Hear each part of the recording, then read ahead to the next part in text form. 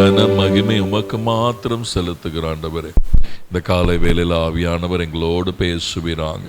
பேசுகிற அடியனை மறைத்து கர்த்தர் வெளிப்படுங்க, மாம்சம் வெளிப்படாதபடிக்கு. அப்பா, அதே போல இங்கே இருக்கிற ஒவ்வொருவருடைய இருதயம் ஆண்டவரே நல்ல நிலத்தில் விதைக்கப்பட்ட வார்த்தையா இந்த வார்த்தை இருக்கட்டும் ஆண்டவரே. முள்ளுகள் கல்லுள்ள இடங்கள், கற்பாறை நிறைந்த இடங்களில் அல்ல இந்த வார்த்தை விதைக்கப்பட வேண்டியது. இந்த வார்த்தை ஆண்டவரே 10, 30, 60, 100 கனி கொடுக்கத்தக்க விதத்திலே நல்ல நிலத்திலே விதைக்கப்பட தேவன் அனுக்கிரகம் செய்வினார். தாழ்த்தி அர்ப்பணிக்கிறோம். இயேசுவின் நாமத்தில் செபிக்கிறோம் நல்ல தகப்பனே, ஆமேன். கர்த்தர் நாமம் மகிமைப்படுவதாக. திரும்ப உங்கள் ஒவ்வொருவரையும் பார்க்க சந்தோஷமாக இருக்குது. கர்த்தர் உங்கள்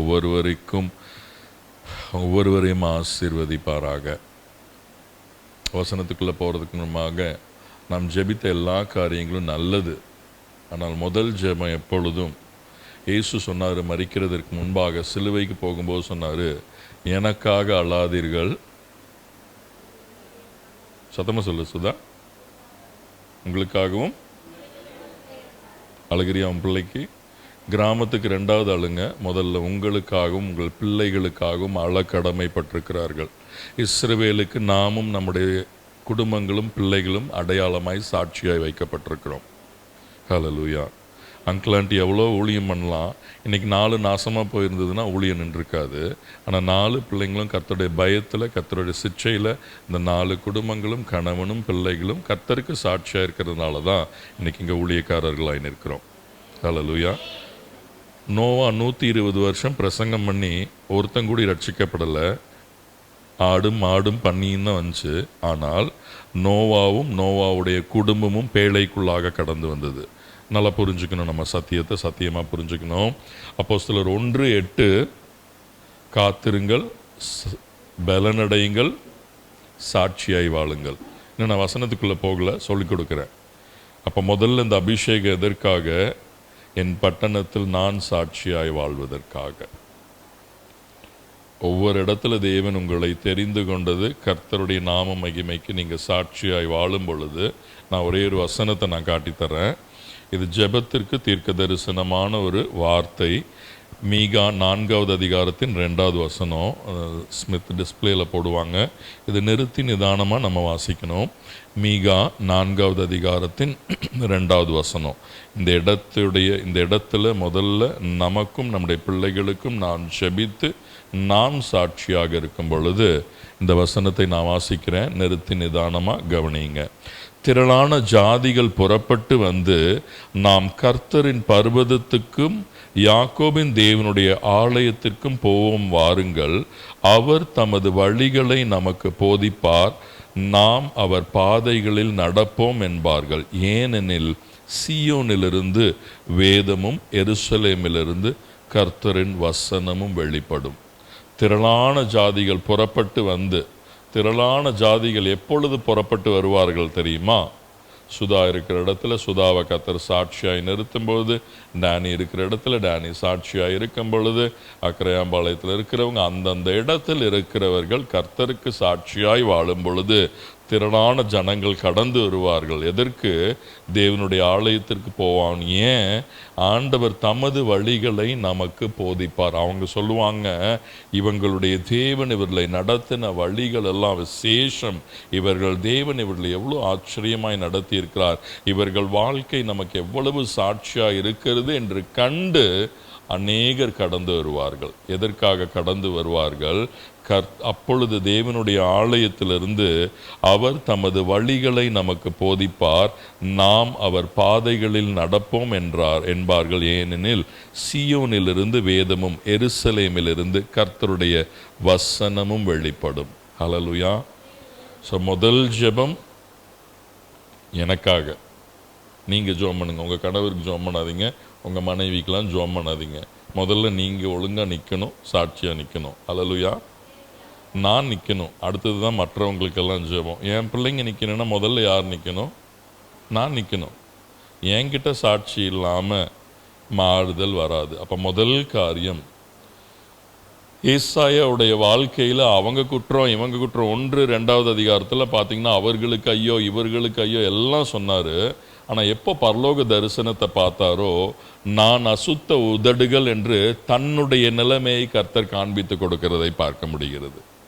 ஊர் உலகத்துக்கெல்லாம் நம்ம ஜெபம் பண்ணலாம். முதல்ல நம்ம நிற்க வேண்டிய ஸ்தானத்தில் நிற்க கர்த்தர் நமக்கு கிருபை செய்வாராக. அப்போ முதல் ஜெபம் எனக்காக, ரெண்டாவது என் குடும்பத்திற்காக, அதற்கப்புறம் என்னுடைய கிராமத்திற்காக, என்னுடைய பட்டணத்தின் ஆசீர்வாதத்திற்காக நான் ஜெபிக்கும் பொழுது கர்த்தர் முதல்ல நம்மை நிற்க வைப்பார். இந்த இஸ்ரவேல் மக்களுடைய வாழ்க்கையை ரொம்ப நாளாக பார்த்து ஆற்றுல ஒரு கால், சேத்துல ஒரு கால், சேத்துல ஒரு கால், ஆற்றுல ஒரு கால், நம்மளை போல தான். ஆனால் கடைசியில் மரணத்திற்கு முன்பாக யோசுவா சொல்லுகிறது, நானும் என் வீட்டாருமோ என்றால் கர்த்தரை மாத்திரம் சேவிப்போம். முதல்ல ஒரு உறுதி என்ன வேணும்னா, நானும் என் பிள்ளைங்க, சர்ச்சில் இருக்கவங்க யார் எக்கேடு கெட்டு போனாலும் நானும் என் வீட்டாருமோ என்றால் இந்த தேவனை ஆராதிப்போம், கடைசி வரைக்கும் நிற்போம், இந்த கர்த்தர் நம்மை ஆசீர்வதிப்பார். அப்போ ஒரு உறுதி என்னன்னா, நானும் என் குடும்பமும் முதல்ல நிற்கணும், கர்த்தருக்காக நிற்கணும், வைராக்கியமாக நிற்கணும், கர்த்தர் பெரிய காரியங்களை செய்வார். ரெண்டாவது ஜெபம் சுதாவுடைய வீடுக்காக, தம்பியுடைய வீடுக்காக. இது என்னுடைய வாழ்க்கையிலேருந்து கற்றுக் கொடுக்குறேன். நீங்கள் ஜெபிப்பது தவறுன்னு சொல்லலை. இப்போ சிஸ்டருக்கு கர்த்தர் ஒரு வீடு கொடுத்துருக்கிறாரா, முதல்ல அங்கே என்ன பண்ணணும்னா, கர்த்தருடைய நாம மகிமைக்கு ஆராதனை அந்த இடத்துல நடக்க வேண்டும். தேவன் கிருபையாய் கொடுத்தது. நீ அடுத்த வீடு வேணுங்கிறவங்க வீட்டுக்கு ஜெபம் பண்ணாதீங்க. கர்த்தர் வீட்டை கட்டாராகில் கட்டுகிறது பிரயாசம் விருதா. ஆண்டவரே, நீர் எனக்கு கொடுக்கிறத உங்கள் நாம மகிமைக்காக அந்த இடத்துல நாங்கள் ஆராதனை ஏறெடுப்போம். அந்த ஸ்தலம் உமக்கு ஒரு பரிசுத்த ஸ்தலமாக, உம்முடைய நாமம் அந்த இடத்துல மகிமைப்படும் என்று அர்ப்பணிக்கும் பொழுது, பேதுரு தன்னுடைய படகை அர்ப்பணித்த பொழுது கர்த்தர் நிறைவான். அதே இடத்துல தான், எங்கே முழுவதும் பிரயாசப்பட்ட ஒன்றும் கிடைக்கல, நல்ல தாளந்து இருந்தது, எல்லாமே பேதுருக்கு இல்லாததே இல்லை. எப்போ போகணும், எங்கே போடணும் எல்லாம் பேதுருக்கு தெரியும். ஆனால் எதுவும் கிடைக்காத சூழ்நிலையில் கர்த்தர் வேறு இடத்திற்கு கொண்டு போகவில்லை. கர்த்தர் ரெண்டு காரியம் செய்கிறார். வார்த்தை, இரண்டாவது ஆழத்திற்கு போய் நம்முடைய ஆவிக்குரிய வாழ்க்கையில் இன்னும் ஆழங்களுக்கு போகும்படியாய் தேவன் எதிர்பார்க்கிறார். அவரை அறிகிற ஆழத்திற்குள்ளாய் நாம் கடந்து செல்ல வேண்டும். அர்ப்பணிப்பு தேவை. ஆண்டவரே, நீங்கள் எதை கொடுத்தாலும் உம்முடைய நாம மகிமைக்காக அதை நான் அர்ப்பணிக்கிறேன் அப்படின்னு சொல்லி நீங்கள் ஜெபிக்கும் பொழுது, ஹல்லேலூயா, ஒரு காரியம் புரிந்து கொள்ளுங்க. யோபு சொல்லுகிற காரியம் எஸ்தருடைய வாழ்க்கையில் பார்க்க முடியும். யோபு ஒரு காரியம் சொல்றாரு, என் நீதி நிமித்தமாக உம்மிடத்தில் நான் கிட்டி சேராமல் உம்முடைய இரக்கத்திற்காக நான் காத்திருப்பேன். எஸ்தர் தகுதியினால் அல்ல, தயவு தயவு தயவு தயவு தயவு மேன்மைப்படுத்தினது. ஏன் அந்த தயவு எதற்காகனா, யூதர் குலத்தில் உள்ள எல்லாருக்கும் மகிழ்ச்சியும் களிப்பும் உண்டாக கர்த்தர் அவரை உயர்த்தி வைத்தார். கர்த்தர் உங்களை எதற்காக ஆசீர்வதிப்பார்னா, என் வீடை வந்து பாருங்கள் அப்படின்னு சொல்லுவதற்கில்ல, அந்த வீடுல இருந்து ஏறெடுக்கப்படுகிற ஜெபம், இருளின் ஆதிக்கங்கள் எல்லாம் நீங்க அந்த இடத்துல ஏறெடுக்கப்படுகிற இடம், அந்த பட்டணம் வெளிச்சமாய் மாறத்தக்க விதத்தில் கர்த்தர் மாற்ற தேவன் போதுமானவராய் காணப்படுகிறார். ஹல்லேலூயா. ஆசீர்வாதத்தோட சீக்ரெட் இவ்வளவுதான். உனக்கு கொஞ்சம் பலன் இருந்தும் என் நாமத்தை நீ மறுதலியாமல் வசனத்தை நீ கை கொண்டபடியினால் திறந்த வாசல். ஜெபத்து நிமித்தமாக திறந்த வாசல் அல்ல. அந்த கொஞ்ச பலன்ல கர்த்தருக்கு எவ்வளவு உண்மையும் உத்தமமாக ஓடுகிறீர்கள், எவ்வளவு கர்த்தருக்காக செய்கிறீர்கள், எவ்வளவு கீழ்ப்படிதலாய் வாழ்கிறீர்கள் என்பதை பார்த்து கர்த்தர் இன்னும் திறந்த வாசலை கர்த்தர் கொடுக்க தேவன் போதுமானவராய் காணப்படுகிறார். ஒரு ஆசீர்வாதத்தை தேவன் கொடுக்கிறாரா, அதை ஆண்டவருக்காகவும் பயன்படுத்துங்க.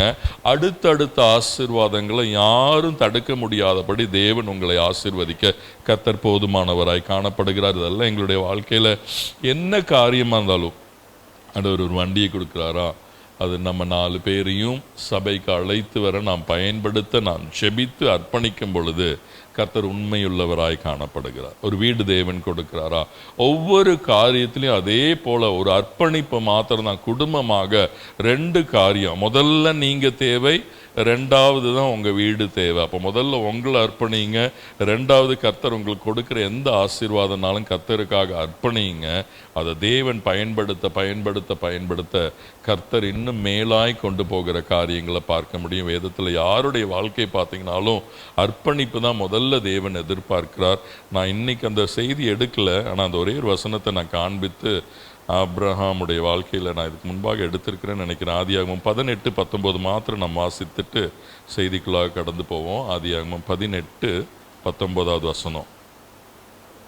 அது மாத்திரம் டிஸ்பிளேல போடுங்க. ஆதியாகமம் 18வது அதிகாரத்தின், நானே வாசிக்கிறேன், 18:19வது வசனம். இது தேவன் சாட்சி கொடுக்கிற, தேவன் ஆபிரகாமை குறித்து சாட்சி கொடுக்கிற ஆதியாகமம் பக்கம் 19வது பைபிளில், பழைய ஏற்பாட்டில் 19வது பக்கத்தில் இருக்குது.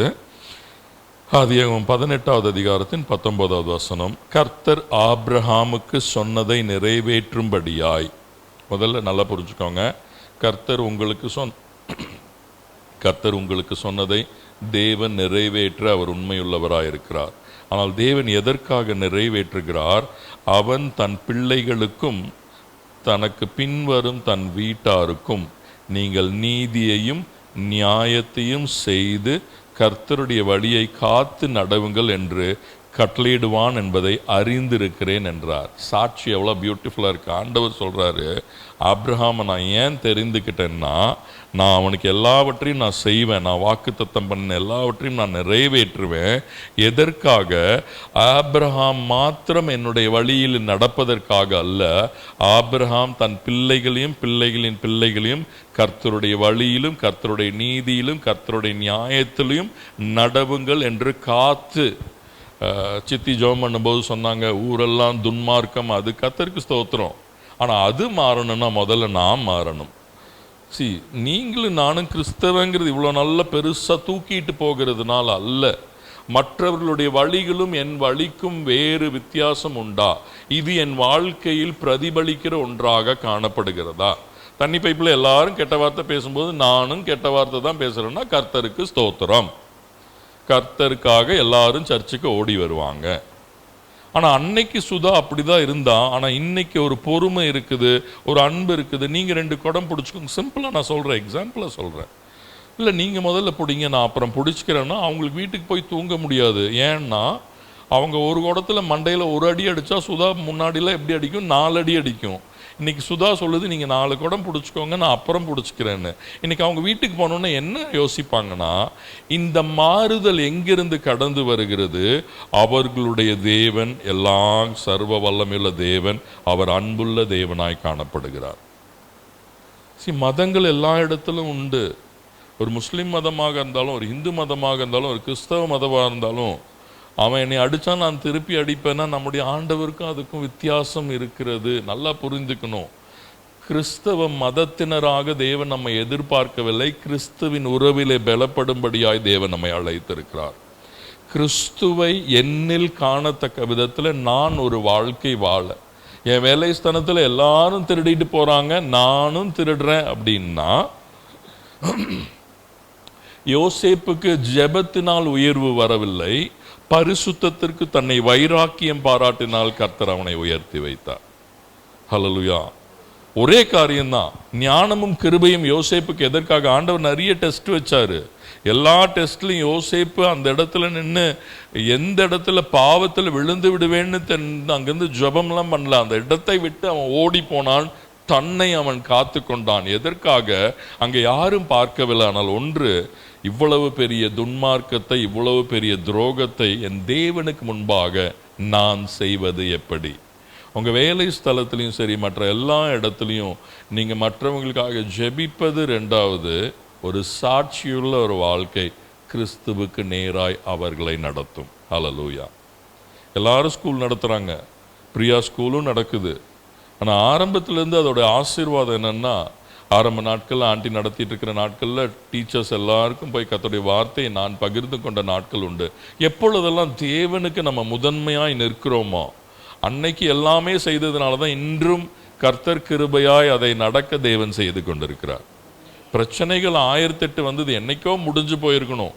எல்லாமே முடிந்து போன ஒரு சூழ்நிலை தான். ஆனால் ஒன்று, ஆரம்பத்தில் ஆண்டவருக்காக பாராட்டின பக்தி வைராக்கியம், ஆண்டவருக்காக அந்த இடத்துல பிள்ளைகளுக்கு தேவனுடைய அன்பை, தேவனுடைய கிருபையை, தேவனுடைய வார்த்தையை எல்லாவற்றையும் பகிர்ந்து கொண்டது கர்த்தர் இன்றும் கிருபை பாராட்டி ஜென் ஸ்மித்தை கொண்டு அதை நடக்க தேவன் கிருபை பாராட்டி கொண்டிருக்கு. நல்லா புரிந்து கொள்ளுங்க.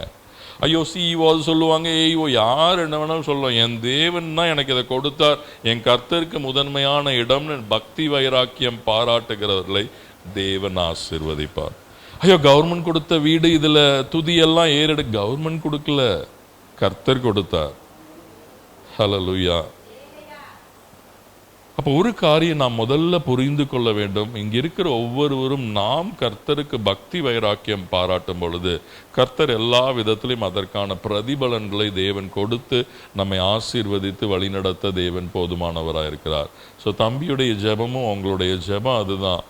ஹல்லேலூயா. உங்களுடைய ஜெபம் என்னன்னா, நல்லா புரிஞ்சுக்கோங்க, மற்றவங்களை காட்டிலும் அதிக ஃபேவர், அதிக தயவையும் காணத்தக்க விதத்தில் தேவன் நடத்துவார்.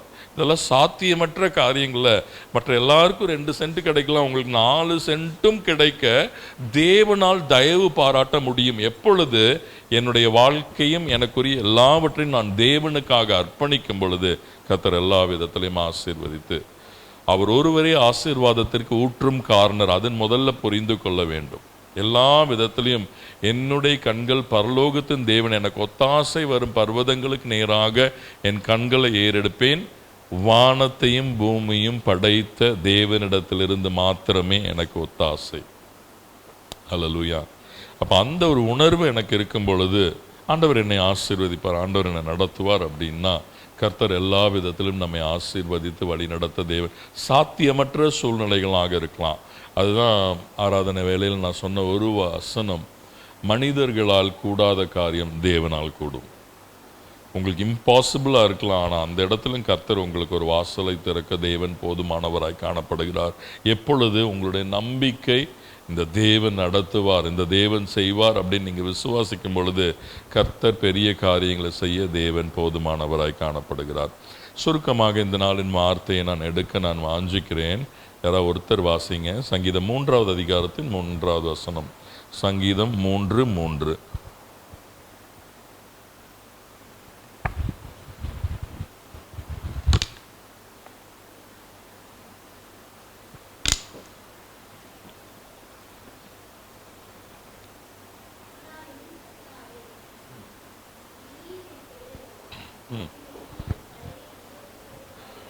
ஆனாலும் கர்த்தாவே, நீர் என்னை சூழ்ந்துள்ள கேடகமும் என் மகிமையும் என் தலையை உயர்த்துகிறவருமாயிருக்கிறேன்.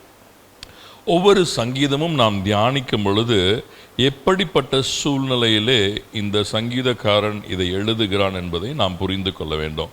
இப்போ அது மேலே இருக்க அந்த சங்கீதம் 3க்கு மேலே இருக்கிறது வாசிமா.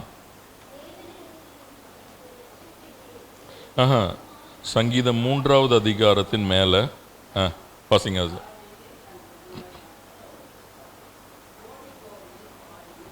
எவ்வளோ ஒரு கேவலமான ஒரு சூழ்நிலை பார்த்துக்கோங்க.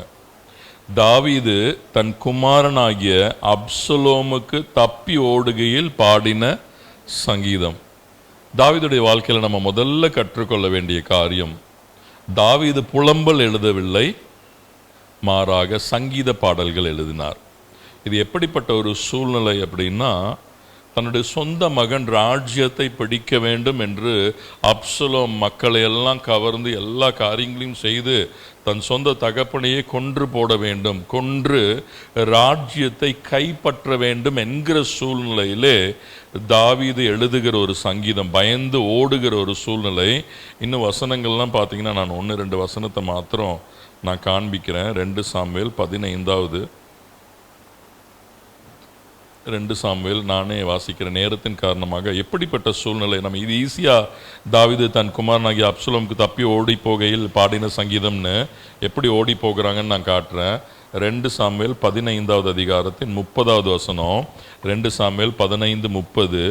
தாவீது தன் முகத்தை மூடி வெறுங்காலால் நடந்து அழுது கொண்டு ஒலிவமலையின் மேல் ஏறி போனான். அவனோடு இருந்த சகல ஜனங்களும் முகத்தை மூடி அழுது கொண்டு ஏறினார்கள். 32. தாவீது மலையின் உச்சி மட்டும் வந்து அங்கே தேவனை பணிந்து கொண்டான். பையனுக்கு பயந்து எப்படி ஓட வேண்டியிருக்கு. யாரு? உங்களை மாதிரி என்னைய மாதிரி ஆள் இல்லை, ஒரு ராஜா. அவ்வளவு வருஷம் அவ்வளவு கர்த்தர் கூட இருந்தார், கர்த்தர் ஜெயம் கொடுத்தார், கர்த்தர் மகிமையாய் நடத்தினார், ஒரு தோல்வியும் இல்லாமல் அவ்வளவு ஜெயமாய் ஆரம்பம் அபிஷேகம் பண்ணப்பட்ட நாளிலிருந்து அது கோலியாத்துக்கு எதிர்த்து பெலிஸ்தியருக்கு எதிர்த்து எல்லா சூழ்நிலைகளும் ஜெயம் எடுத்த ஒரு மனுஷன் சொந்த பையன் துரத்துறான்.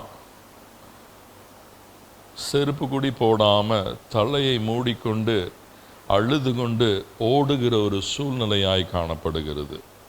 முதல்ல ஒரு தேவ பிள்ளை புரிந்து கொள்ள வேண்டிய காரியம், நீங்கள் அபிஷேகம் பண்ணப்பட்டவங்கனால உங்களுக்கு பிரச்சனை வராதுன்னு இல்லை, ஆனால் அந்த பிரச்சனையை நம்ம எப்படி ஹேண்டில் பண்ணுறோங்கிறது தான் ரொம்ப முக்கியம். என்னாண்டவரை இப்படி ஒரு சூழ்நிலைன்னு புலம்பவில்லை, மாறாக தப்பிக்க வேண்டிய ஒரு சூழ்நிலையில் முதல் காரியம் அதை தான் நான் காட்டினேன். வெறும் காலில் அழுது கொண்டு தன் முகத்தை மூடிக்கொண்டு ஓடுகிற தாவீது 25வது வசனத்தில் பார்த்தீங்கன்னா, 25 நான் வாசிக்கிறேன். கர்த்தருடைய கண்களில் எனக்கு கிருபை கிடைத்ததானால் நான் அதையும் அவர் வாசஸ்தலத்தையும் பார்க்கிறதற்கு என்னை திரும்ப வர பண்ணுவார். தேவனுடைய பெட்டியை அவங்க கூட கொண்டு வர்றாங்க. அப்போ அவர் சொல்கிறார், இல்லை, தேவனுடைய பெட்டியை நகரத்திற்கு திரும்ப கொண்டு போ. கர்த்தருடைய கண்களில் எனக்கு கிருபை கிடைத்ததானால் நான் அதையும், அதாவது அந்த தேவனுடைய பெட்டியையும் அவருடைய வாசஸ்தலத்தையும் பார்க்கிறதற்கு கர்த்தர் என்னை திரும்ப வர பண்ணுவார். என் ராஜ்யத்திற்குன்னு சொல்லலை, அவருடைய ஆலயத்திற்கும் அவருடைய அந்த உடன்படிக்கை பெட்டி, அந்த பெட்டியையும் நான் பார்க்கிறதற்கு தேவன் என்னை திரும்ப வர பண்ணுவார் என்று. தாவீதுடைய வாழ்க்கையில் நான் முதல்ல கற்றுக்கொள்ள வேண்டிய காரியம் என்னன்னா, மாமனாராக இருந்தாலும் மகனாக இருந்தாலும் எப்படிப்பட்டவங்கனால எவ்வளவு பிரச்சனைகள் போராட்டங்களாக காணப்பட்டாலும் தாவீதுடைய வாழ்க்கையில் நான் முதல்ல கற்றுக்கொள்ள வேண்டியது, தன் நம்பிக்கை எப்பொழுதும் தேவன் மேலே இருந்தது. சூழ்நிலைகளை கண்டு கலங்கவில்லை. என் கர்த்தர் திரும்பவும் என்னை எழும்ப செய்வார். அதில் தான் 3:3 அழகாக சொல்லுகிறார், கர்த்தாவே நீர் என் கேடகமும் என் மகிமையும் என் தலையை உயர்த்துகிறவருமாயிருக்கிறார். இந்த வசனம் ரொம்ப ஆழமான ஒரு காரியம், நல்லா புரிஞ்சுக்கோங்க. தாவீது சொல்லுகிறாரு, கர்த்தாவே நீர் என் கேடகமும். அப்படின்னா தாவீதுடைய நாட்கள், தாவீதுடைய வாழ்க்கையில எப்பொழுதும் கற்றுக்கொள்ள வேண்டிய காரியம், ராஜ்யம் தனக்கு இருந்த பொழுதும் கூட இருக்கிற ஆர்மியும் மற்ற எதையும் தனக்கு கேடகமாக நினைக்கவில்லை. தேவனே என்னுடைய பாதுகாப்பு, தேவனே என்னுடைய கேடகம் என்று எல்லா சூழ்நிலையிலும் கர்த்தரை தன்னுடைய பலனாக, கர்த்தரை தன் கேடகமாய் கொண்டிருந்த ஒரு மனுஷனாய் காணப்படுகிறார். எவ்வளவு சத்துருக்களுடைய போராட்டங்கள் வந்து மரணத்திற்கும் அவருக்கு ஒரு அடி தூரம் இருந்த பொழுதும் ஏன் அவர் மரணிக்கவில்லை, ஏன் அவர் சாகவில்லைன்னா முதல் காரியம், தேவன் என்னுடைய கேடகம், என்னை அழைத்த தேவன் என்னை கடைசி வரைக்கும் நடத்த என் தேவன் போதுமானவராய் காணப்படுகிறார்.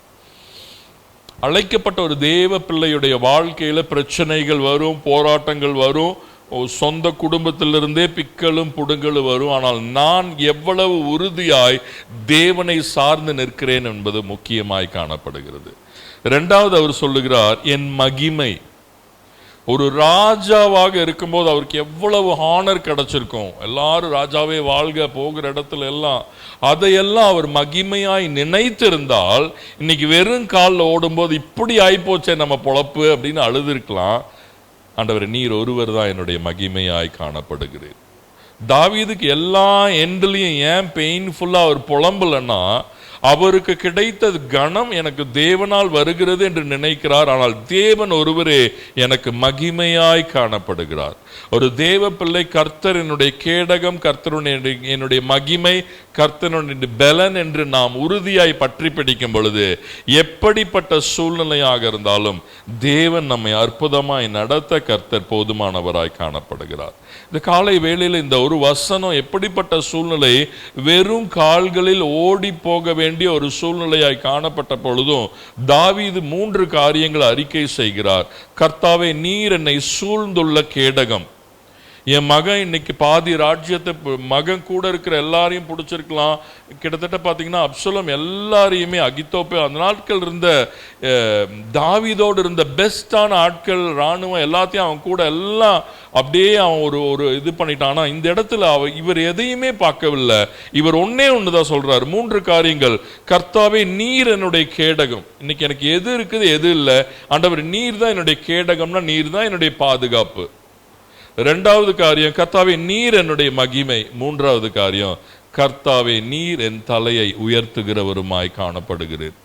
இந்த காலை வேளையில் எப்படிப்பட்ட சூழ்நிலையில் நாம் கடந்து போனாலும் ஒரு ராஜ்யத்தின் உச்சக்கட்டத்தில் உட்கார்ந்திருந்து ராஜாவாக அமர்ந்திருந்தவர் திடீரென்று ஒரு ஆபத்து எப்படி வருகிறது, குடும்பத்திலிருந்து சொந்த மகனால் வருகிற ஒரு சூழ்நிலை. ஆனால் அப்படிப்பட்ட சூழ்நிலையிலையும் விசுவாசம் என்னன்னா, ஆண்டவரே நீர் என்னுடைய கேடகமா இருக்கிறீர், நீர் என் மகிமையா இருக்கிறீர், நீர் என் தலையை உயர்த்துகிறவருமா இருக்கிறீர்.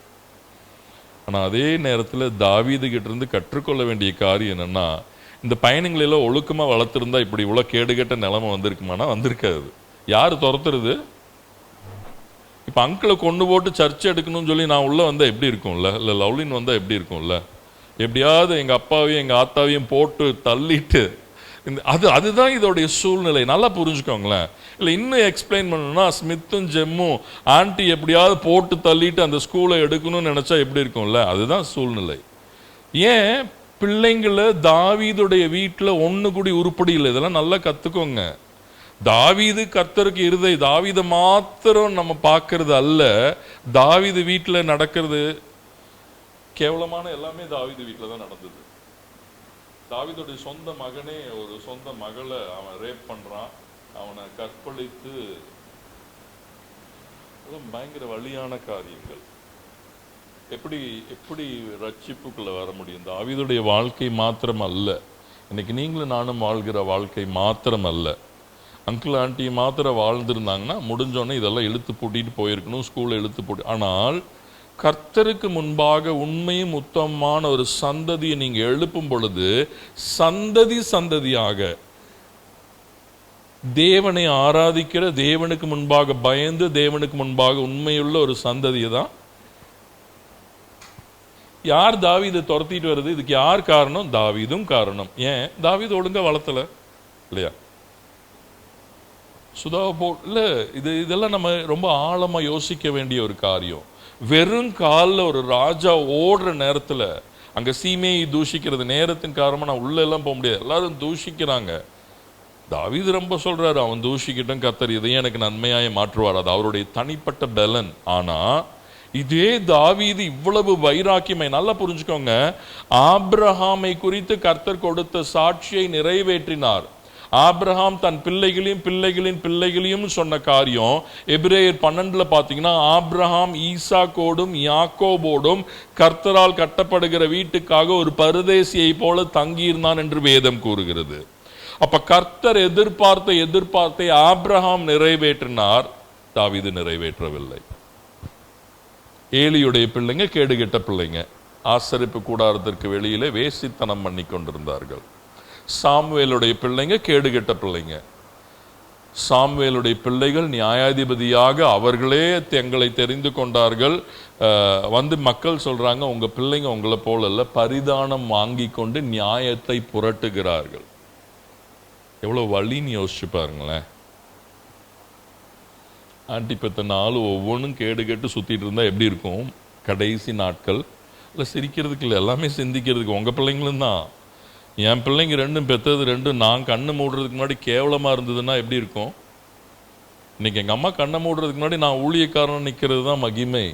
எவ்வளோ சம்பாதித்தோங்கிறது கை தட்டுறதுக்காக, எவ்வளோ சம்பாதித்தோங்கிறது அல்ல. அவங்களுடைய ஜெபத்துடைய பலன் என்னன்னா, இன்னைக்கு ஊழியக்காரனா தேவன் கிருபையாய் நிறுத்தி இருப்பார் என்றால், அப்ப பெற்றோருடைய ஜெபம் தம்முடைய பிள்ளைகளை கர்த்தர் எல்லா விதத்திலையும் ஆசீர்வதித்து சாட்சியாய் தேவன் நிறுத்த முடியும். அப்ப ஒரு காரியம் முதல்ல தேவை என்னன்னா, வேதம் என்ன கற்றுக் கொடுக்கிறதுனா, முதல்ல நீங்க ஆண்டவருக்கு உண்மையும் உத்தமமாக வாழணும். அடுத்தது உங்க பிள்ளைங்களை இதுதான் கர்த்தருடைய வழி, இதுதான் நீதியின் வழி, இதுதான் நியாயத்தின் வழி. ஆமா, அவங்கெல்லாம் காப்பி அடிக்கிறாங்க, அவங்க காப்பி அடிச்சுட்டு போட்டோம், நீ காப்பி அடிக்காம 40 வாங்கு. அப்படியா சாமி, டீச்சர் இல்லையா, நல்லா எழுதிட்டு வா. இங்க வந்து 60க்கு ஸ்தோத்திரம் சொல்றது அல்ல சாட்சி. என் பிள்ளை உண்மையா உத்தமமா எழுதினாலும் 40 மார்க் எடுத்தான்னு சொல்லுவதுதான் சாட்சி. அப்போ ஒரு தேவ பிள்ளை தம்முடைய பிள்ளைங்களுக்கும் என்ன கற்றுக் கொடுக்கணும்? ஏன்னா தாவீதுடைய வாழ்க்கையில ஒரு பக்கம் தாவீதுடைய விசுவாசத்தை நாம் பார்க்கும் பொழுது, இந்த வேதத்துடைய ஒரு விசேஷம் என்னன்னா, உள்ளதை எல்லாம் உள்ளவாறு எழுதி இருக்கிறது. நம்ம செய்ய வேண்டியதும் இருக்குது, செய்யக்கூடாததும் இருக்கிறது. அதுதான் வேதத்துடைய மகத்துவம். எதுவும் மறைத்து வைக்கல. இதே தாவீது வேசித்தனம் பண்ணினதும் எழுதி வைக்கப்பட்டிருக்குது, மனம் திரும்பினதும் எழுதி வைக்கப்பட்டிருக்கு. இந்த வேதத்தில் எப்படி வாழணும், எதை செய்யக்கூடாது என்று கர்த்தர் நமக்கு பிரத்யட்சமாய் எழுதி நம்முடைய கரத்தில் கொடுத்திருப்பதற்கு காரணம் எதுவும் மறைக்கப்படவில்லை. நான் செய்யக்கூடாத காரியங்களும் ஜாக்கிரதையாக இருக்க வேண்டியது இந்த வேதம் எனக்கு கற்றுக் கொடுக்கிறது. அப்பாவும் அம்மாவும் 24 மணி நேரம் ஃபோனில் இருந்தால் பிள்ளை என்ன பண்ணும்? பைபிளோடு இருக்குமா? கேவலமாக தான் இருக்கும். அப்பாவும் அம்மாவும் பைபிளோடு இருந்தால், இன்னைக்கு அநேக வீடுங்களுக்கு பார்த்தீங்கன்னா பாஸ்டர் திடீர்னு சொல்லாமல் வீட்டுக்கு வந்தால் முதல்ல என்ன பண்ணுவாங்கன்னா, முதல்ல டிவி ஆஃப் பண்ணு, சீரியல் ஆஃப் பண்ணு. அதுக்குன்னே ஒரு இருக்குது. அந்த 24 மணி நேரம் சோத்திரம் பண்ணுற ஒரு ஐயா இருக்கிறாரு. என்ன ஆசீர்வாதம் டிவியா, இருந்தவரும் இருக்கிறவரும் உடனே அதை போட்டுட்ருவணும். ஒரு கேடுகெட்ட பாஸ்டருக்கு இவ்வளோ யோசிக்கிறோமே, கர்த்தர் ஒருத்தர் நம்மளை பார்த்துட்டு இருக்கிறாருங்கிற உணர்வு இல்லையே நமக்கு. நம்ம வீட்டில் உடனே இருந்தவரும் இருக்கிறவங்க அது போட்டோடனே தெரியும் சீரியல் தான் பார்த்துட்டு இருந்தீங்கன்னு. ஆண்டிக்கு நல்லா தெரியும். ஷோபா லவ்லினோட ஒரு க்ளோஸ் ஃப்ரெண்டு. அவங்க வீட்டுக்கு நான் ஒரு தடவை போயிருந்தேன். அப்போது மோகன்சியோடைய திறப்பின் வாசல் ஜெபம் டெய்லி நைட் நடக்கும்ல, அது நடந்துட்டு இருந்தது. சரி, எல்லாரும் ஜெபம் பண்ணுறாங்களே, தொந்தரவு பண்ண வேண்டாம், நான் வெளியில் நின்று ஃபோன் பேசிகிட்டு இருந்தேன். அந்த ஜெபம் ஆமேன் போட்ட அடுத்த செகண்ட் ஷோபாவோட அம்மா பிக் பாஸ் போட்டாங்க. அவங்க மறந்துட்டாங்க நான் வெளியில் இருக்கிறேன், நான் ஜன்னல் வழியாக தான் பார்த்துட்டு இருக்கிறேன். இவன் ஏன் போனா, இவன் ஏன் வரல, இவன் வந்திருக்க கூடாது, இவன் போயிருக்கு, இதுலேயே தெரியுது அவங்க டெய்லி பிக் பாஸ் தான் பார்த்துட்டு இருக்கிறாங்கிறது. இப்போ இந்த ஜெபத்தினால ஏதாவது பிரயோஜனம் உண்டா? சத்தியமாக யாரும் பரலோகம் போகிறது கிடையாது.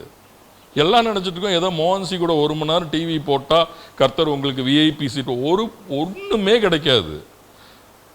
இது நான் ஏதோ தப்பாக சொல்கிறேன்னு நினைக்காதீங்க. நான் இது பார்த்த காரியம், அதனால தான் நான் பிரத்யட்சமாக சொல்கிறேன். அப்போ எனக்குள்ள ஒரு சிந்தனை என்ன ஓடுச்சுன்னா, 1 மணி நேரம் ஜோம் பண்ண அவர் கூட இஸ்ரேலுக்காக ஜோம் பண்ணும், அமெரிக்காக்காக ஜோம் பண்ணும், ஆப்பிரிக்காக்காக ஜோம் பண்ணும். அடுத்த நேரம் பிக் பாஸில் யார் ஜெபிக்கணும், யார் ஜெயிக்கணும், யார் ஜெயிக்கக்கூடாதுங்கிறது கூட ஜோம் பண்ணிட்டு உட்காந்துருக்கோம். கேடுகட்ட பொழப்பு. என்னுடைய வாழ்க்கையில் தேவை என்னன்னா, மற்றவர்கள் பார்க்க, நல்லா புரிஞ்சுக்கோங்க, அந்த ரங்கத்திலே நீங்கள் செய்கிற காரியங்கள் வெளியரங்கமாய் பலனளிக்கிற தேவன். அந்த ரங்கத்தில் நீங்கள் ஜெபிக்கிற ஜெபங்கள், அந்த ரங்கத்தில் மற்றவர்களுக்கு செய்கிற உதவிகள், அந்த ரங்கத்தில் செய்கிற ஒவ்வொரு காரியத்திற்கும் வெளியரங்கமான பலனை கர்த்தர் கொடுக்க அவர் போதுமானவராய் காணப்படுகிறார். இதே ஆண்டிக்கு தெரியுமான்னு தெரியல, இதே திருப்பூரில் பாஸ்டர் சார்ல்ஸ்ன்னு சொல்லிட்டு ஜோயல்ன வீட்டு பக்கத்தில் நல்ல பெரிய சபை, 500-600 பேர் இருக்கிற ஒரு சபை. அங்கிள் ரொம்ப நல்லா தெரியும்னு சொன்னார். ஆக்சுவலாக பார்த்தீங்கன்னா அவங்களுடைய அக்கா பையன் மெர்வின், அவன் அசிஸ்டன்ட் பாஸ்டர். அவங்க குடும்பத்தில் கிட்டத்தட்ட 4 ஊழியக்காரங்க, அதில் இவர் ஒருத்தர். ஆனால் அந்த பொண்ணு வீடு வந்து ஏழப்பட்ட வீடு, எங்களோட சர்ச் அவங்க நந்தினி. அப்போ அவங்களுக்கு எல்லாத்துக்கும் ரூம்லாம் புக் பண்ண அவங்களுக்கு காசு இல்லைன்னு சொல்லி, ஒன்றும் இல்லை, எங்களோட அழுக்கான வீடை நானும் லவ்லின்னு கொஞ்சம் லைட்டாக சுத்தம் பண்ணி அந்த வீட்டை திறந்து கொடுத்தோம் மாப்பிள்ளை வீட்டுக்காக. மாப்பிள்ளை வீடு யாருன்னெலாம் எங்களுக்கு தெரியாது. ஆனால் அவங்களுக்கு காசு இல்லாத நேரம் கிட்டத்தட்ட அந்த சிஸ்டருக்கு அதுக்கு மாத்திரமே ஒரு 7,000-8,000. என்னிடத்தில் காசு இல்லை, வெள்ளியும் இல்லை, பொண்ணும் இல்லை, ஒரு வீடு இருக்குது திறந்து கொடுப்போம்னு இருக்கிற ரூம்லாம் திறந்து கொடுத்தோம். அவர் அவ்வளோ பெரிய பாஸ்டர் தான். அவர் வந்த உடனே லவ்லினியும் என்னையும் அங்கிளை சொல்லி நாங்கள் கேட்டோன்னே, அவர் போய் எங்கள் பாஸ்டர்கிட்ட பேசியிருக்கிறாரு. போகிற பக்கம்லாம் என்ன பேசியிருக்கிறாங்கன்னு அவங்க வீட்டிலேருந்து ஒரு 4 ஊழியக்காரங்க காங்கேயத்தில் எல்லாம், அவங்களால என்ன அக்செப்ட் பண்ணிக்க முடியலன்னா, எப்படி ஒரு வீடை இப்படி திறந்து கொடுக்க முடியுங்கிறது அவங்களுக்கு ரொம்ப இம்பேக்ட் பண்ணிருச்சு. அப்போ அவர் எங்கள் பாஸ்டர்கிட்டலாம் சொல்லியிருக்கிறாரு, என்னை கூப்பிட்டாரு அங்கே. அப்போ நான் யோசிச்சுட்டு இருந்தேன், ஒன்றும் இல்லை, பூட்டி இருந்த 2 ரூமை திறந்து கொடுத்தோம், அவ்வளவுதான். அது அவங்களுக்குள்ள தேவனுடைய ஊழியக்காரர் தான். ஊழியக்காரருக்கே ஆச்சரியமாக இருக்குன்னா யாருமே திறந்து கொடுக்கறது இல்லை. இன்னைக்கு வர்றோம் போகிறோம், ஆனால் அந்த ஒரு சின்ன காரியம் தான், அது பெருசாக பார்க்க எனக்குள்ள அவளுக்கு ஒன்றுமே இல்லை. பூட்டி இருந்த ரூமை திறந்து கொடுத்தா மதியானம் 12 மணிக்கு வந்தாங்க, சாயந்தரம் 5 மணிக்கு கல்யாணம், எல்லாம் குளிச்சாங்க, கிளம்புனாங்க, போயிட்டாங்க. கர்த்தருக்கே மகிமை. ஆனால் ஒன்று, அவர் ரொம்ப சந்தோஷப்பட்டார். அங்கிளை சொன்னார், லவ்லின்னு எல்லாம் பேசிட்டு நிறைய. கர்த்தருக்கு ஏன் மகிமை செலுத்துகிறேன்னா, அந்த நாட்கள் அவங்களுக்கு அவங்க யாருன்னு தெரிஞ்சு அல்ல, எங்கள் சர்ச்சில் ஒரு ஏழை குடும்பம், அவங்களுக்கு எந்த விதத்தில் நிற்கணும்னு நினச்சோமோ அதுக்காக நின்னோம். ஆனால் கடைசியில் அவங்களோட ஆச்சரியமான காரியம்னா, எப்படி இவ்வளோ அப்படி எங்களை தெரியாதவங்களெல்லாம் அப்படின்னா, ஒன்று நாம் புரிந்து கொள்ள வேண்டும், நீங்களும் உங்களுடைய பட்டணத்தில் செய்கிற சின்ன சின்ன கிரியைகள் இருக்கு இல்லையா, அது தேவனுடைய அன்புக்கு நேராய் வெளிப்படுத்துகிறதாய் காணப்படுகிறது. வெறும் இங்கு ஜெபிக்கிற ஜெபம் அல்ல. உங்களுக்கு ஒரு தருணம் கிடைக்கும்னா, சாப்பாடு இல்லாமல் இருக்கிறவங்க சின்ன சின்ன காரியங்கள் உங்களால் எது முடியுமோ அந்த காரியத்தை உங்கள் இடத்துல நீங்கள் அன்பாக செய்யும் பொழுது கிறிஸ்துவுக்கு நேராய், கிறிஸ்துவின் அன்புக்கு நேராய் அவர்கள் நடத்தப்படுவார்கள். ஒரு தேவனை அறிந்த பாஸ்டருக்கே அது ஆச்சரியமாக இருக்கும்னா, தேவனை அறியாத மக்களுக்கு நீங்கள் ஒரு வேளை சாப்பாடு, என்ன கஷ்டத்தில் அவங்க இருக்கிறாங்களோ, உங்களை மீறி நீங்கள் போய் கடனெல்லாம் வாங்கி, வேதம் அப்படி சொல்லலை. நம்ம திராணிக்கு என்ன முடியுமோ சின்ன சின்ன நன்மைகளை நாம் செய்யும் பொழுது அது பெரிய காரியமாய் காணப்படுகிறது. நைட் 10 மணிக்கு வந்து அவங்களை தட்டலாம், ஒரு ஹாஸ்பிட்டல் போகிறதுக்கு சின்ன சின்ன ஹெல்ப். உங்களால் என்ன சாத்தியமான காரியங்களோ அந்த காரியங்களை என்ன செய்யும்னா, கிறிஸ்துவின் அன்பை பிரதிபலிக்கிறவர்களாக அந்த அன்பு வெளிப்படுத்துகிறோம் இல்லையா, அந்த அன்பு பெரிய காரியங்களை நம்முடைய வாழ்க்கையில், ஒரு பக்கம் அவங்க கிறிஸ்துவின் அன்பை ருசிக்கிறார்கள், இன்னொரு பக்கம் தேவன் உங்களுடைய வாழ்க்கையில் பெரிய ஆசீர்வாதங்களை காணத்தக்க விதத்தில். இன்னைக்கு நம்முடைய வாழ்க்கை எப்படிப்பட்டதாக காணப்படுகிறது? சுயநலமாய் காணப்படுகிறோமா, இல்லை மற்றவர்களுக்கும்? ஏன்னா 1 யோவான் அழகாக சொல்லப்பட்டிருக்கும், நாவினால் கிரியைகளினாலும் அன்பினாலும் மற்றவர்களை நாம் நேசிக்க கடவோம் என்று.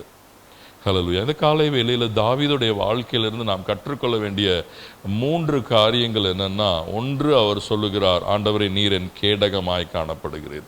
இன்னைக்கு எப்படிப்பட்ட சூழ்நிலை, உங்களுக்கு பலவீனங்களாக இருக்கலாம், என்ன சூழ்நிலையாக இருந்தாலும் முதல்ல நீங்களும் நானும் சொல்ல வேண்டியது, ஆண்டவரே நீர் என்னுடைய கேடகமாய் இருக்கிறது. 2வது காரியம், அவர் என்னுடைய மகிமையாய் காணப்படுகிறார். அநேக நேரத்தில் நம்ம என்ன நினைக்கிறோம்னா, நம்முடைய கணவர், நம்முடைய பெற்றோர் இல்லை, தேவன் ஒருவரே எனக்கு மகிமையாய் காணப்படுகிறார். அப்போ அவரை நான் சார்ந்து இருக்கும் பொழுது, இந்த இடத்துல அதான் சொல்கிறார், ஆண்டவருடைய கிருபை என் மேல் இருக்கும்னா கர்த்தர் திரும்பவும் என்னை ஜீவனோடு அவருடைய சமூகத்திற்கு வர சொல்வார். 3வது சொல்லுகிறார், கர்த்தர் என் தலையை உயர்த்துகிற தேவனாய் காணப்படுகிறார். இந்த மாதத்தில் கர்த்தர் கொடுத்த இந்த வாசனம் நம்முடைய ஜெபம் 2 காரியம்.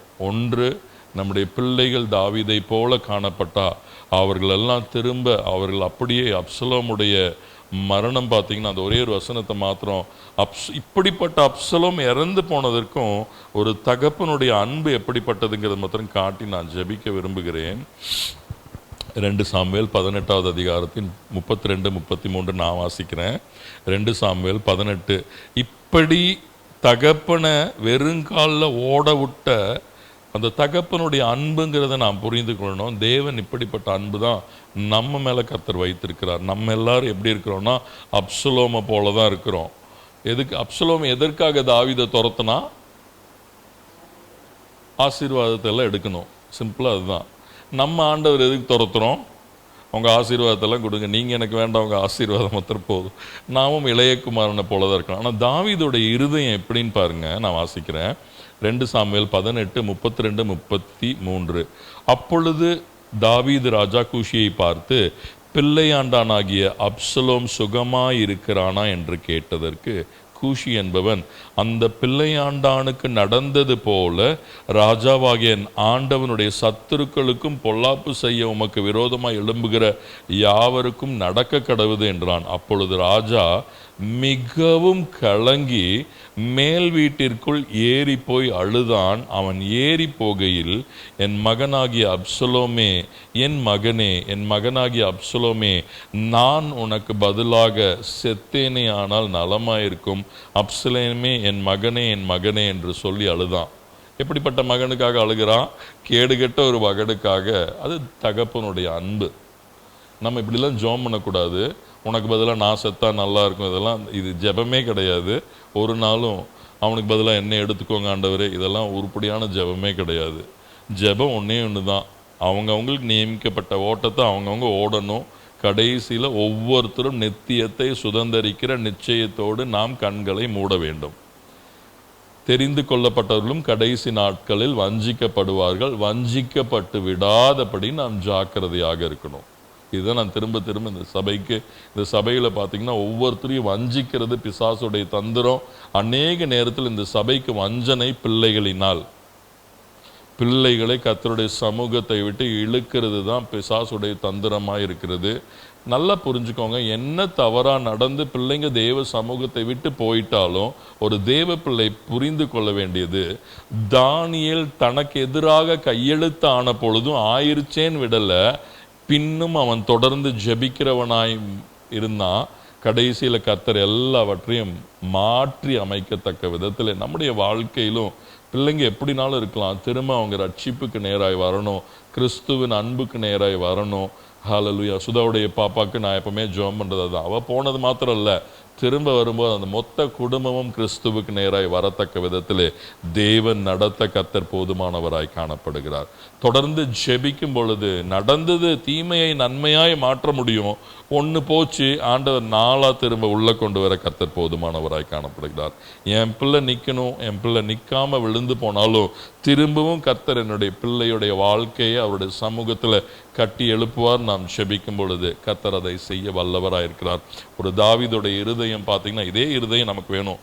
கோபத்தில் சொல்லுவோம் போயிட்டு இல்லை நாசமாக போ அப்படின்னு. ஆனால் தாவீதுடைய இருதயம் பார்த்தீங்கன்னா, மகன் தனக்கு எதிராக அவ்வளவு செயல்பட்டும் அவன் சாகலையில், அவனுக்கு ஒன்றும் ஆகலைன்னு தான் முதல்ல கேட்குறாரு. ஆனால் அவன் மரித்து விட்டான்னு கேட்டோன்னு அவன் சொல்கிறான், ஐயோ அவன் அவ்வளோ பெயின். அதுதான் தேவன் இது ஒரு மனுஷனுடைய அன்பு. கர்த்தர் நம்மேல் சிலுவையில் காட்டின அன்பு இன்னும் பெரிதானது. அந்த அன்பை நாம் உண்மையாய் ருசித்தவர்களாக இருந்தால் ஒரு நாளும் நாம் அவருடைய சமூகத்தை விட்டு போய்விடாதபடி ஜாக்கிரதையாக இருக்கும் பொழுது, இன்று நாம் பார்த்த வசனம் தேவன் நமக்கு கேடகமாய், அவர் நமக்கு மகிமையாய் இருப்பது மாத்திரமல்ல, இங்கே இருக்கிற ஒவ்வொருவருடைய தலையை கர்த்தர் உயர்த்த தேவன் போதுமானவராய் காணப்படுகிறார். நீங்கள் இருக்கிற அதே பட்டணத்தில் கர்த்தர் உங்களை தலை நிமிரச் செய்து கர்த்தர் சாட்சியாய் நிறுத்த. நீங்கள் எதிர்பார்க்கறது சின்ன சின்ன காரியம், ஆனால் கர்த்தர் வைத்திருக்கிறது மகிமையான காரியங்கள். சின்ன சின்ன மீன்களை பேதுரு எதிர்பார்த்திருக்கலாம், அது மாத்திரம் அல்ல, அவ்வளவு மறுதளித்த பேதுரு தான். ஆனால் கடைசியில் அபிஷேகத்திற்கு அப்புறம் பார்த்தீங்கன்னா, பேதுருடைய நிழல் பட்டால் ஆகிலும் சுகப்படுவாங்கன்னு இந்த பேதுரு நடந்த இடத்துல எல்லாம் கட்டிலில் கொண்டு வந்து வியாதியஸ்தரை போட்டாங்க. ஏன்? பேதுருடைய நிழல் பட்டால். பேதுருடைய நிழல் அல்ல, அதுதான் அபிஷேகம். உங்கள் மேலே இருக்கிற அபிஷேகம் நம்மளா அப்படி நினைக்கத்தக்க விதத்தில் கர்த்தர் நம்மை நடத்த போதுமானவராக இருக்கிறார். தலைகளை தாழ்த்தி ஒரு விசை நாம் செபிக்க போகிறோம். கர்த்தர் நல்லவர்.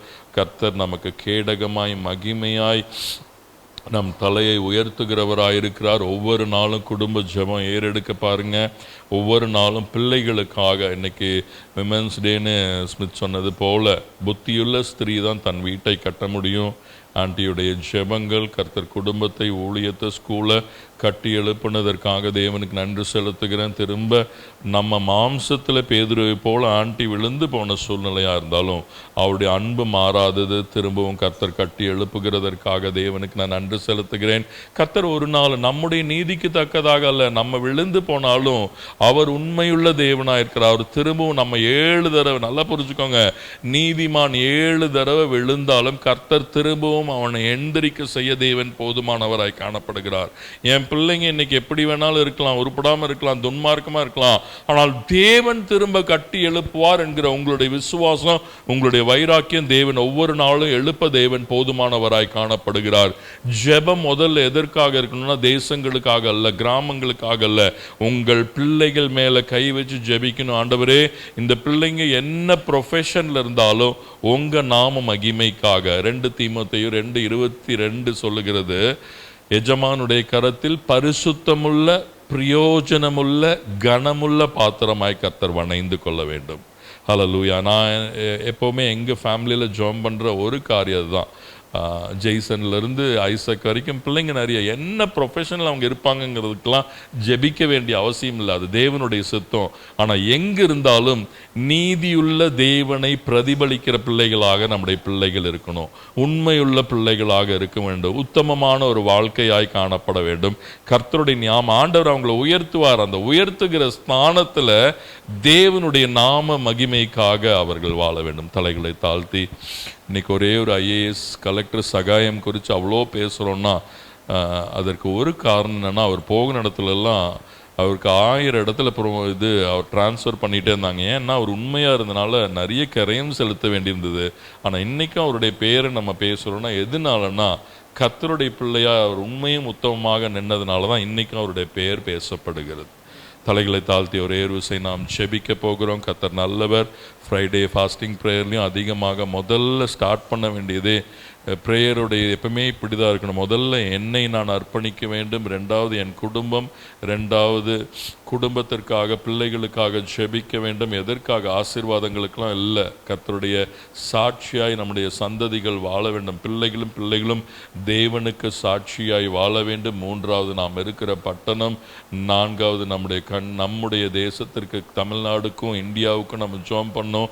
அடுத்தது இஸ்ரவேலுக்கு, ஒரு நாளும் இஸ்ரவேலுக்கு நாம் ஜெபிக்க வேண்டும் என்பது வேதத்தின் கட்டளையாய் காணப்படுகிறது. அதற்கப்புறம் எல்லா ஜனங்களும் ஹல்லேலூயா. சித்தி சொன்னது போல் அது தீமோத்தேயுல இருக்குது. 1 தீமோத்தேயுன்னு நினைக்கிறேன், 2:4 நினைக்கிறேன். எல்லா மனுஷரும் ரட்சிக்கப்பட வேண்டும் என்பது தேவனுடைய முகாந்திரமாய் காணப்படுகிறது.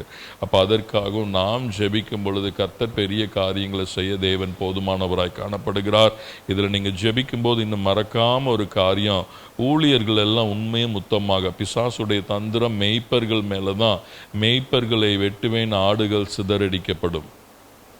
மேய்ப்பர்கள் பரிசுத்தத்தை பாதுகாத்து கொள்ள, மேய்ப்பர்கள் இச்சையில் பண ஆசையில் விழுந்து விடாதபடி, மேய்ப்பர்கள் சத்தியத்திற்கு தூணும் ஆதாரமாய் நிற்கும்படி, மேய்ப்பர்களுடைய குடும்பம் முழுவதும் கர்த்தர் தேவைகளை சந்தித்து, ஒரு சில நேரத்தில் பணம் இல்லாததுனால பேக்ஸ்லைட் ஆகிறவங்களாம் உண்டு.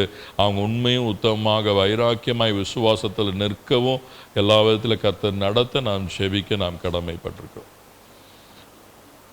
யோபு தன் சிநேகிதருக்காக ஜெபித்தான், கர்த்தர் அவனுடைய சிறையிருப்பை மாற்றினார். அநேக நேரத்தில் உங்களுக்காக நீங்கள் அதிகம், நமக்காக நாம் ஜெபிக்க வேண்டியது வீட்டுக்காக, அதெல்லாம் உலகத்தின் காரியம் எதுக்குமே அல்ல.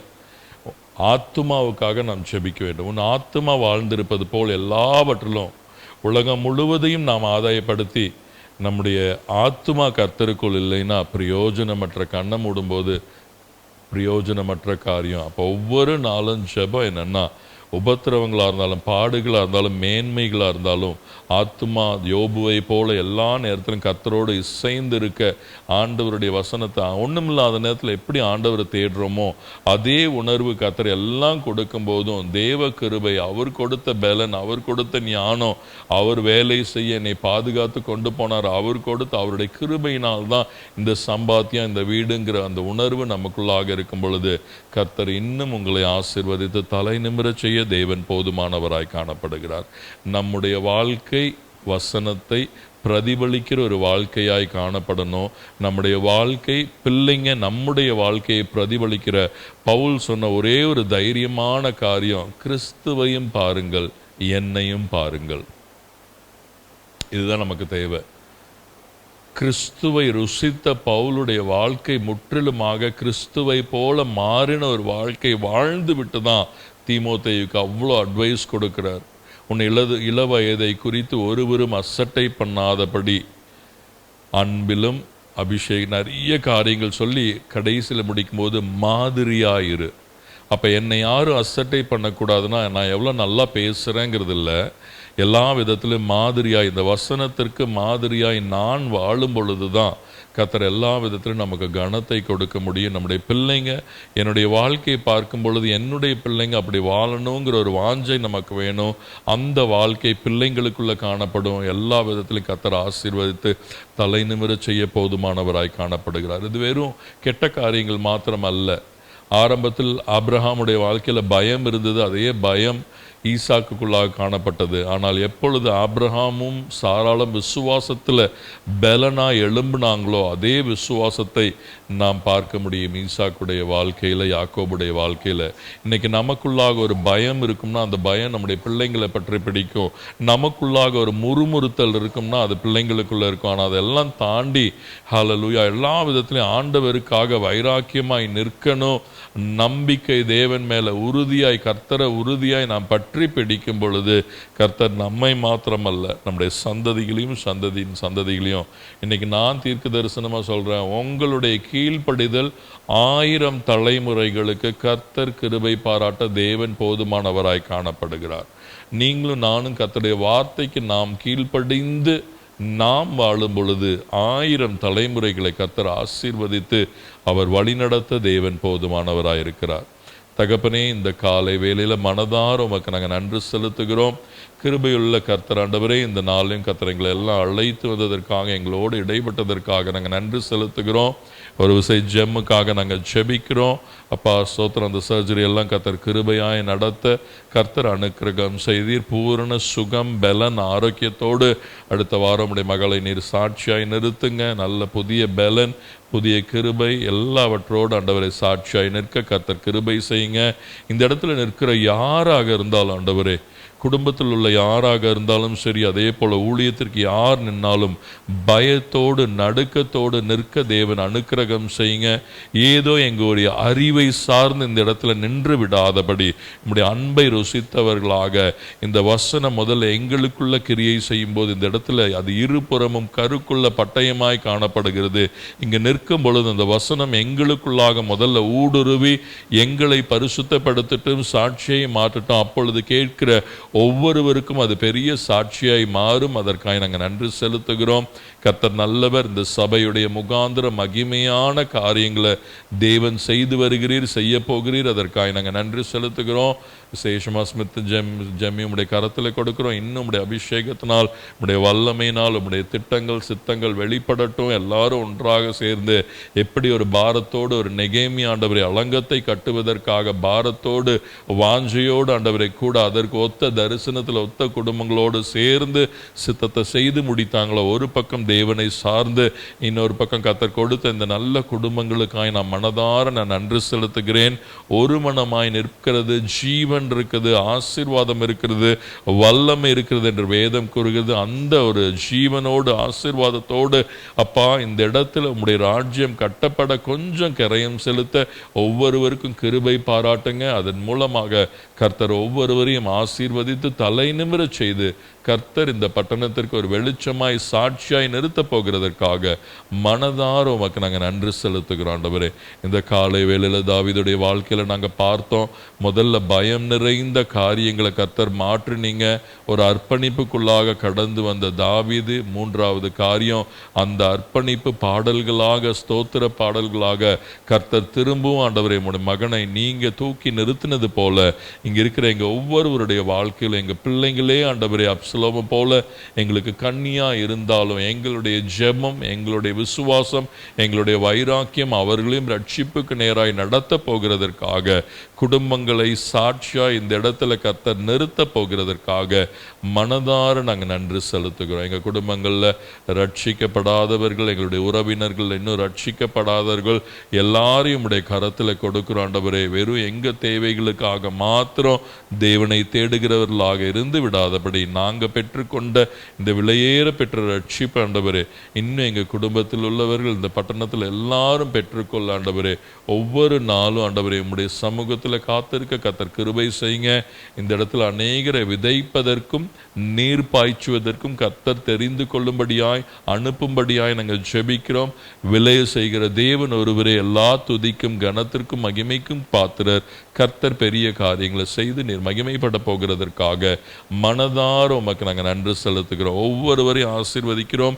ஏறெடுக்கப்பட்ட ஒவ்வொரு ஜெபமும் ஆமென்றும் ஆமேன் என்றும் ஆண்டவரே அப்பா உம்முடைய சமூகத்தில் கேட்கப்படுகிறதற்காக, நீர் மகிமைப்படுகிறதற்காக மனதார உமக்கு நாங்கள் நன்றி செலுத்துகிறோம். இந்த வாரம் முழுவதும் வேண்டிய கிருபைகள் கர்த்தர் கொடுத்து எங்களை நடத்துவீராக. தாழ்த்தி அர்ப்பணிக்கிறோம். கடந்து போகும்பொழுது உம்முடைய சமூகம் எங்களை பாதுகாக்கட்டும். இந்த வாரம் முழுவதும் வேண்டிய கிருபைகளினால் கர்த்தர் எங்களை சூழ்ந்து கொள்வீராக. ஒரு விஷயம் ஆண்டவரே, சுதாவுடைய தங்கச்சியோட அந்த சர்ஜரிக்காக வருகிறோம். கர்த்தருடைய தயவுள்ள கரம் கூடவே இருக்கட்டும். பலப்படுத்துங்க, ஸ்திரப்படுத்துங்க. கர்த்தர் சாட்சியாய் நிறுத்துவீராக. பயத்தை எல்லாம் கர்த்தர் மாற்றி போடுங்க. இன்னும் என்னென்ன காரியத்திற்காக ஜெபம் இருக்குதோ பர்சனலாக இந்த சபையில் ஒவ்வொன்றிலும் கர்த்தர் சாட்சியாய் நிறுத்துங்க. பெரிய காரியங்களை செய்யுங்க. தாழ்த்தி அர்ப்பணிக்கிறோம். இயேசுவின் நாமத்தில் ஜெபிக்கிறோம் நல்ல தகப்பனே, ஆமேன். என் ஆத்துமாவே கர்த்தரை ஸ்தோத்திரி, என் முழுமையுடைய பரிசுத்த நாமத்தை ஸ்தோத்திரி. என் ஆத்துமாவே கர்த்தரை ஸ்தோத்திரி, கர்த்தர் செய்த சகல மறவாதே, ஆமேன்.